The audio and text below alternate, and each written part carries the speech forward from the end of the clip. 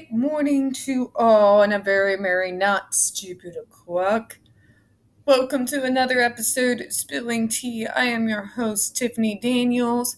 This is the, of course, call center weekend edition because we can't have weekends like normal people. Anyways, so as always, we are starting out on my version of Saturday on the Judge Rotenberg Center, that special level of hell for autistics and other disableds alike. And we are going back to the Anna Kozakova interview. Kozakaya. I know I mangle her name. I'm really sorry. But before we jump into it, of course, our few usual disclaimers. So, first off, you will see the link to this blog here that we've been reading for like the last week in the description box, as well as other pertinent links to the Stop the Shock campaign, including, first and certainly not least, the massive archive compiled together by Autistica Hoya. Most of everything you have seen in the videos has come from that link. So, folks, please go in there, take a look. This is where you're going to find the survivor stories, where you're going to find the actual behavioral sheets and medical documents, legal documents, the works. The works. Also, if you haven't done the 10 plates yet, get it done. I'm not going to keep repeating myself. Well, obviously I am. Just get it done. It takes less than 5 minutes. It's the most important thing you'll do all day. Also, the change.org Stop the Shocks. Bleh. Shut the Judge Rotenberg Center Down petition is still open, folks. Sign, share it, get it done. These are slippery bastards, and the only way these guys are going to be stopped is if we stop them and never let them run around in this building again. So, without further ado, when we are talking about the Judge Rotenberg Center, folks, disclaimers. You are going to hear vivid descriptions of, as well as sometimes see clips of video surveillance footage of people with disabilities being tortured and abused. If you have young children present, please use your headphones. Also, I may or may not horribly mangle my words. It's hard to tell. If I do, apologies in advance. Also, yes, hair is drying. Hair is everywhere. Yeah, whatever. It happens. Okay, moving on. God, I wish I had an edit button. Okay, so we got past. So Dave is asking her now. This is where we left off, by the way. Oh, what is a multi-day? Anna, it's a passing a behavior contract. When you pass and you get to participate in all kinds of rewards, including field day and field trips. When you break your contract, you go on loss of privileges. We know from Jennifer Masumba exactly what that means. It means having to earn your food and the right to talk to your fellow students. Yeah. It means you can't participate in anything and must go to bed at 7 p.m. When you're on loss of privilege, you can't do anything, not even speak to anyone. On LOP, you're not allowed to go on field trips, field day, to the big reward store, nothing. You may not go out on the weekends with your peers at the residence. If they have a trip planned, you were dropped off at another residence while everyone else that was passing their contracts got to go out. Dave, I see. How did you break? Anna, I broke for stupid things.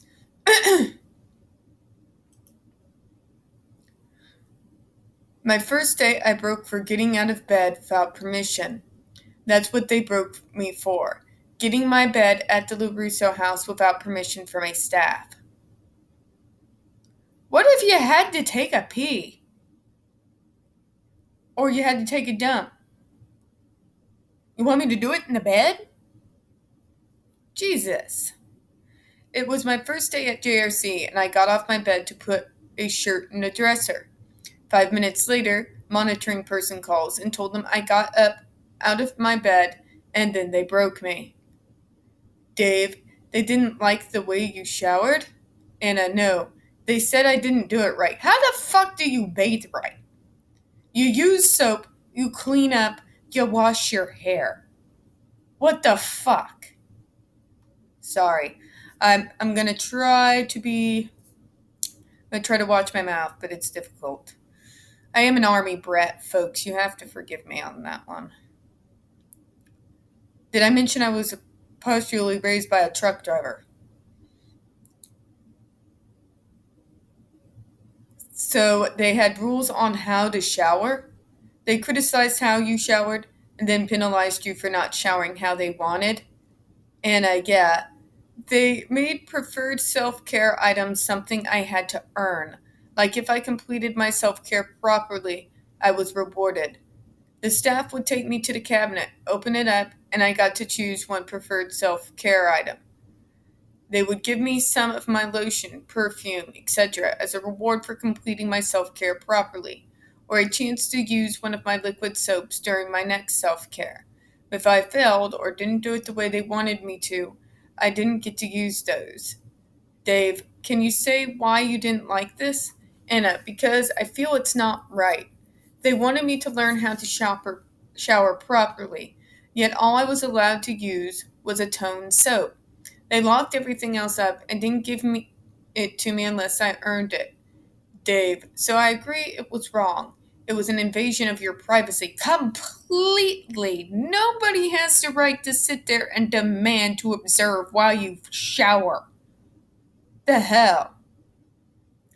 Coupled with over-controlling consequences to behave in private according to their demands, with consequences you didn't accept. And I didn't accept it, especially when my own case manager broke me.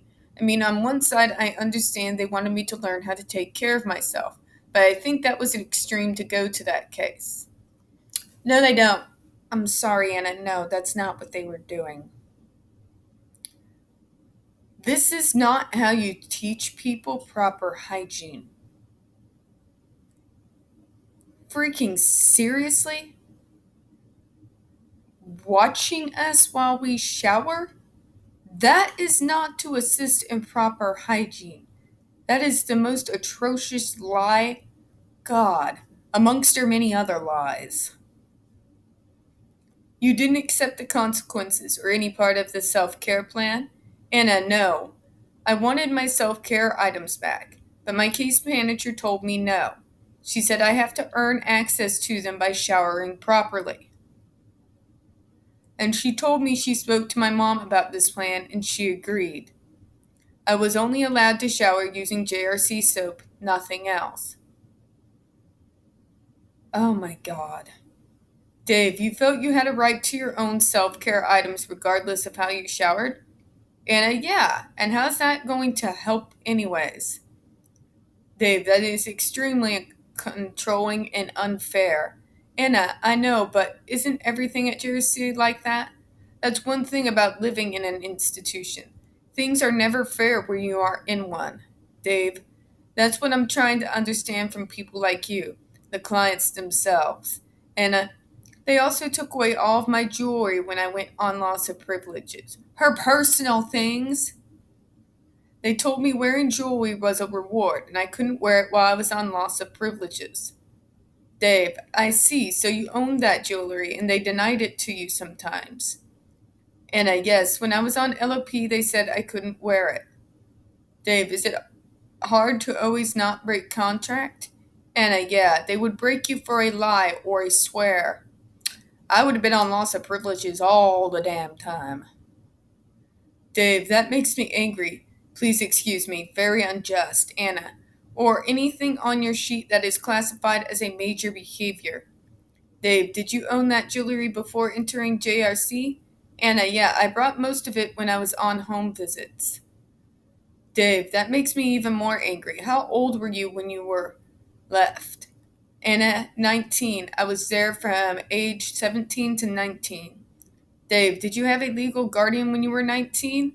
Anna, a long time. I think my mom was. Dave, did she petition the court to have guardianship over you?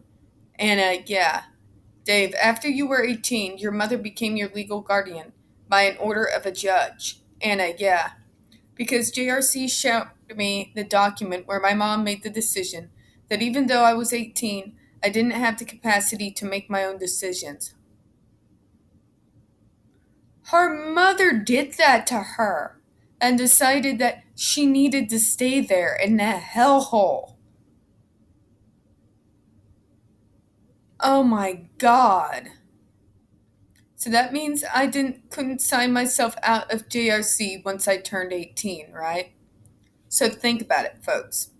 We're, we're seeing it with the Free Britney movement, right? This is the power of a conservator over a conservatee.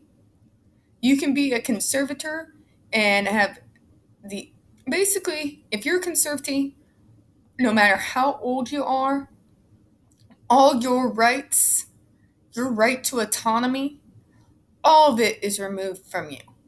And you are able to be kept at a place like this. Dave, I think your mother had power over that decision. Full power? Not if you fought her over her guardianship power in court, I believe. But of course, it applies to all my opinions in our interview that I am not an attorney, and only an attorney can say this with a respectable amount of certainty. I'm just a disabled peer advocate with an informal opinion. Is your mother still alive? Anna. Yeah, but I didn't go to court. JRC never took me. Why am I not surprised? They wanted her mother to have power so that they could continue to make $285,000 off her a year. Dave, then maybe the guardianship was illegitimate if you never had a chance to meet the judge who gave her the guardianship. I have no idea how it works in probate court, though. Anna, my plan was actually not to come back to JRC after my first home visit. I was planning to stay home on my first home visit, but I got scared when my then case manager, told me I had to come back. When I asked her what would happen if I didn't, she told me male staff would come to my house, put me into transportation restraints, and take me back to JRC. She also said I would go back to LaRusso and be put on loss of privileges for 6 months. So I went back to JRC on my first home visit because I was worried that if I didn't return, what my case manager told me would happen would come true. Oh my god. Dave, where were you when I told you this? Anna, I was at the residence. She came to the residence asking me if I wanted to go home for the 4th of July. So she warned that you better return or else. She said the consequences would have been back to LaRusso, 6 months of LOP, and a male staff would come to get me and put me into transportation restraints and take me back. The escape. Dave, so would you say you eventually escaped? Anna, yes. My parents' plan was to keep me at JRC until I graduated. Dave, 6 months of LOP is very long. Anna, I assume that all JRC clients graduate at 21. Dave, no, there has been a man there over 40 according to their website. Anna, yeah. So I got scared. I didn't want to go on loss of privilege for 6 months or return to LaRusso. So I went back, not because I wanted to, but because I was worried that what would really happen, what my case manager said. Dave, where do you live now and with whom? Anna, I live in Queens, New York, but when I was at JRC, I was living in Brooklyn. Dave, your mother was in Brooklyn then? Anna, yeah. Do you live with your mom now in Queens? Anna, yes. She's the one who came with me and then left me at JRC. What happened was I eventually escaped from JRC by going on a home visit and not coming back. Unless she called the police, I don't see how she could have sent me back. So JRC staff came after me, but they couldn't take me back. I was giving them a hard time. Dave, how old were you then? 19. 2 staff came to get me to try to take me back, a male staff and a female staff, and I defended myself. They were running after me in a circle trying to catch me. I got off my bed and ran from them. They ran after me trying to catch me, the three of us running in a circle inside my room, because they were trying to catch me and they couldn't. So they didn't know what to do. They were calling my granddad and then my case manager at JRC and then my psychologist and putting them all on the phone so they can try to talk me into going. Because how would they have gotten me out of the house? That would have been a challenge, unless they had a bed to strap me onto. I don't see how they could have gotten me out. Could you imagine? Could you imagine? They're chasing her around her house. This is outside of the JRC. They're trying to control these kids when they're not even in the building. Dave, so they stopped chasing you and went on the phone? Anna, yes. First my case manager, then my psychologist from JRC, then my granddad. My psychologist told me to go back because I needed an education. Then my case manager called and asked if I was going back, and the staff told her I was refusing. The staff gave me the phone with my psychologist in on it and told me to speak to him. Then they asked my grandmother for some water, complaining that it was very hot in the apartment because this was in summertime. She brought them some apple juice. She went into the kitchen and came back with apple juice for the staff because they were complaining they were hot. She wanted me back at JRC. I heard her yelling, Anna, what are you doing? I'd be like, I'm getting the fuck out of here. That's what I'm doing, Grandma. You go spend some time in there. If you think it's so wonderful. Dave, you were an adult. Anna, I know, but she never treated me like one. Boy, howdy do I know the story behind all that. Fucking hell. Is that new, my neurodiverse brothers and sisters? No, not even remotely. That's how we're all treated. God, again, thank God I have the mom and dad, may rest in peace, that I did. Dave, even adults with guardians have rights. And I was adult at 17 too, right? When I started at JRC, Dave, I'm not sure. I think not until 18, Anna. So I could not have returned at 18. Dave, but older non-adult teams have more rights as they mature, I guess. If you found a lawyer to advocate for you, then you could have fought for your rights, I think. But I am not an attorney, so I'm not sure. Not how guardianships work, Dave. When you are under a guardianship, the only way that you are allowed to necessarily be able to fight for your rights, let's just say it's very, very tricky. Very tricky. Anna, my parents didn't let me sign myself out at 18. Dave, did you ever see a guardianship document with your name? Anna, no, I just saw the JRC document which they took to my classroom for me to sign. Dave, was the JRC document a guardianship document from the court? I guess this is hard to know.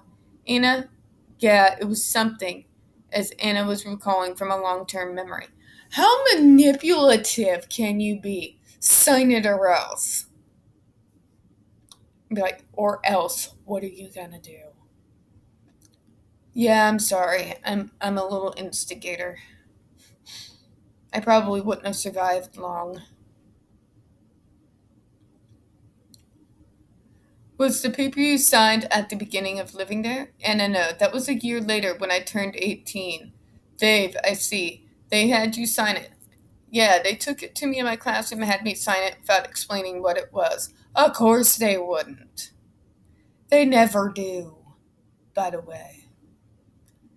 Dave, I'm surprised they would ask you to sign it if you were apparently declared incapacitated. Anna, I know. They didn't explain what it was, though. Dave, I don't know probate law at all. Did you read it? Anna, it said my mom was taking legal guardianship over me, and what would have happened if I didn't sign it. Dave, I don't know. Punishment? So I guess that blew my chance to sign myself out at 18. Dave, you read it and signed it under duress. Threat of punishment, not your fault. An opinion of an advocate who is not an attorney. Anna, what would have been the punishment? Signing a contract under duress is no contract. LOP for one. Anything they can threaten you with. Another informal opinion of an advocate, not legal advice. And I wouldn't have cared much about LOP. I mean, after a while, I would have just been reset. Anything like what? What were they going to do if I didn't sign it? Tie me to a board and shock me? Probably. Dave, I don't know, but the fact that these are the threats make your signature invalid to a contract, I believe. But I am not an attorney. Oh no, you're not wrong. You're not wrong. And I don't have a clue as to why my mom sent me there in the first place. Life before Rotenberg. Anna, I felt like maybe God was punishing me. Maybe he was trying to teach me a valuable lesson. Dave, I don't believe that. Anna, no? Dave, no. Anna, I mean, before JRC, I didn't appreciate what I had, and I do remember that. So now that I'm thinking maybe wanted to take it all away from me for me to see how would it feel to lose everything. I remember I didn't appreciate my home and my family before I was at JRC, so maybe he wanted me to learn that when you don't appreciate what you have, you can lose everything in an instant. Dave, I cannot tell anyone what to believe about God. No one can tell you what to believe. My mother believed in a heaven with no hell. She said God is good, would never make a hell. We won't get into that. Anna, I remember complaining about my family and my home all the time before I was at JRC. I always wished I was somewhere else. Even when I was at my dad's house, I was still unhappy for some reason. Many people complain and don't go to the JRC. Anna, I remember my dad giving me a choice to stay with him. I told him I didn't want to return to New York to live with my mom. He asked, would you like to stay with me then? For some reason, I said no, and I don't know why. He had a nice big house and all that. Now, looking back, maybe I would have had a good time there. I'm sure things would have been different. I wouldn't have went to the JRC. None of that would have happened if I would have made the correct choice. Dave, that sounds sad. And since I chose to return to New York to go living with my mom, everything went bad. My mom called the cops on me. I was taken to hospitals. Then my mom took me to see shrinks and all of that. After school one day, she took me to a Manhattan hospital too, and spoke with a social worker, therapist one. I was standing outside the door listening because I was not allowed in the room with them for some reason. They wanted to speak privately, and I was not permitted to be in the room with them as they spoke. So I eavesdropped. I had my ear close to the door trying to hear what they were talking about.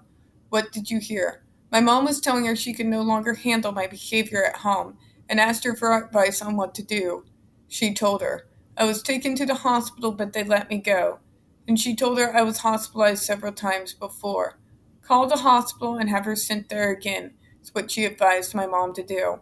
Then I heard my mom saying, I will, next time. I will call them. Basically, she advised my mother to do was put me in the hospital. My mother also told her I did not like to take medications because she was advised her to put me on medication. Then I heard my mom tell her she doesn't like to take medication. The next thing she said is, if the case to call the hospital and have me sent back there. Then she opened up the door and invited me in. She spoke to me briefly. She asked me why I don't behave at home. I said, I do. She said that's not what she heard from my mom. Nobody ever believes us, by the way. Thank God. My mom's like, why are you even talking to her about that? She's the best behaved out of all the kids. Which was facts. I'm not bragging, but I was the best behaved out of the kids. I just was.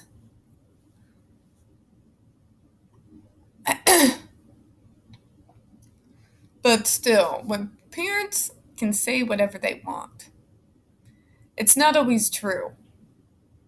But these people will take it as gospel, especially if the kid's disabled.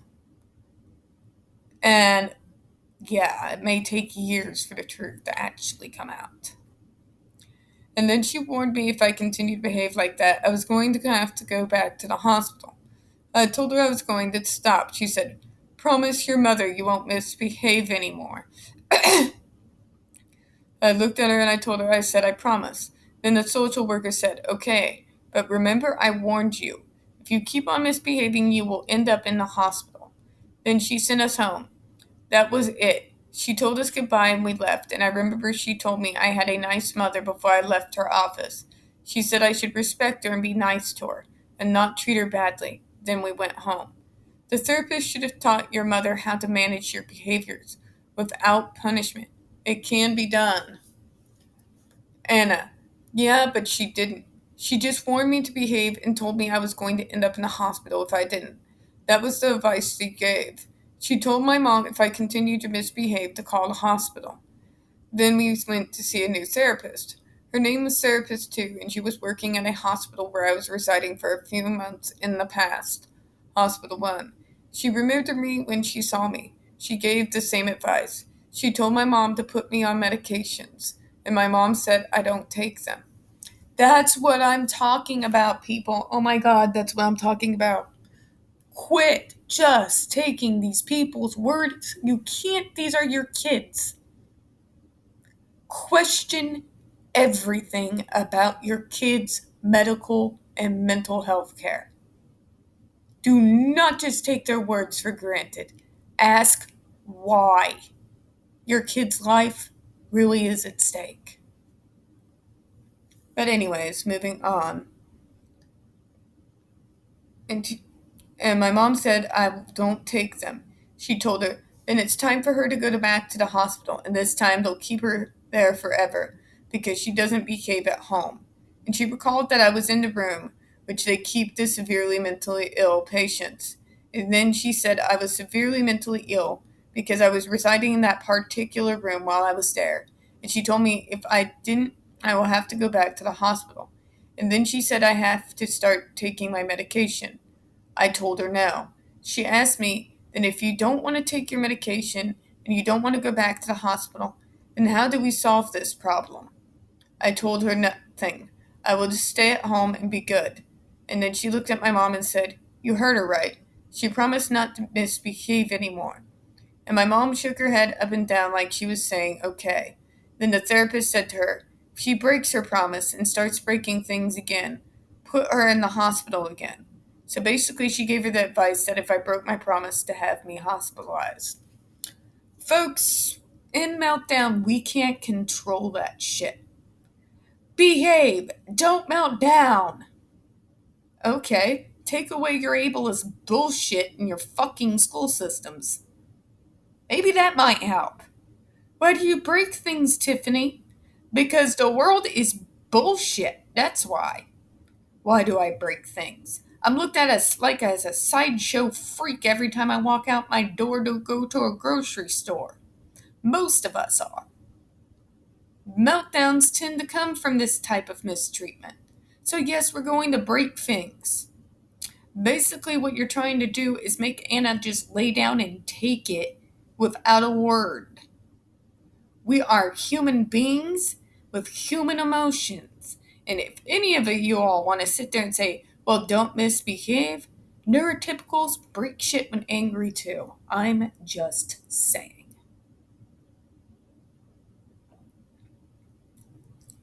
Thank you for coming to my TED Talk.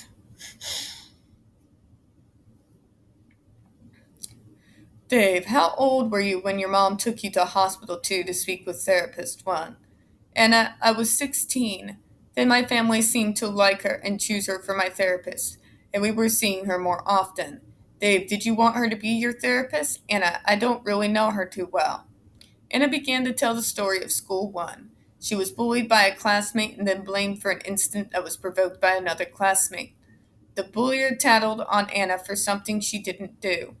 They put Anna in detention where she was bullied again by a third classmate. Anna, and they called my mom in for a meeting telling her they have to find alternative options for me in a more structured school. When they called my mom in for that meeting, they told her that they could no longer keep me at the school due to my behavior. The principal told my mom that I needed to go to a structured school. I wasn't thinking about what would happen later. I was just living in the moment. I just wanted to do my own thing when I was young. I didn't think of the consequences. Dave, like a normal teen. Thank you! Do we punish normal teens like this? No, but in But if disabled people don't comply and just obey, if we ever question anything and act like an ordinary teen, well, God forbid.